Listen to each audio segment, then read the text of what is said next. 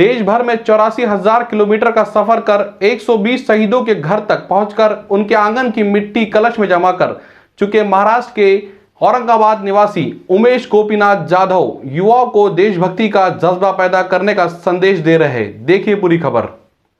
देश पर जान निछावर करने वाले शहीदों का बलिदान यादगार बनाने के मिशन पर निकले महाराष्ट्र के मूल रूप से औरंगाबाद में पैदा हुए उमेश गोपीनाथ जाधव, लेकिन वर्तमान में वह बेंगलोर शहर में निवासरत है। उनकी तमन्ना शहीदों के आंगन की मिट्टी से पुलवामा में शहीद स्मारक बनाने की है।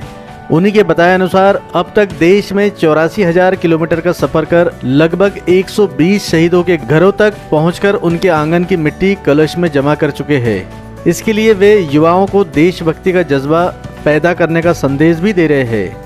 श्री जाधव ने बताया कि वर्ष 2019 में कर्मभूमि जन्मभूमि भारत की मिट्टी का सम्मान बढ़ाने और पहले भारतीय मिशन बनाकर शहीदों के आंगन की मिट्टी एकत्रित करने अपनी कार लेकर निकले हैं। उन्होंने अपनी कार में दूसरी छोटी कार जोड़ा है जिसमें शहीदों की यादें रखी है। वे बताते हैं कि यह मिशन गैर राजनीतिक है और उन्होंने किसी से भी कोई सहायता नहीं ली और न ही इसे राजनीतिक मिशन बनाया। यह सिर्फ सशस्त्र सेना, पैरामिलिट्री, सीआरपीएफ और पुलिस विभाग के शहीदों को पूरी तरह समर्पित है। आपको बता दें कि गत दिवस वह मध्य प्रदेश के सिवनी जिले के छपारा नगर से गुजरने वाली राष्ट्रीय राजमार्ग 44 के 4 लेन के बाईपास पर अचानक उनकी कार खराब हो गई। वहां से गुजर रहे स्थानीय मीडिया के साथी ने तत्काल रुककर उनकी समस्या के बारे में जाना। उन्होंने बताया कि उनकी कार पिछले 2-3 घंटों से खराब है। तब छपारा के मैकेनिक को बुलाकर कार को दिखाया गया, किंतु लॉकडाउन के चलते कार के पार्ट्स नहीं मिलने पर उनकी कार नहीं सुधर पाई।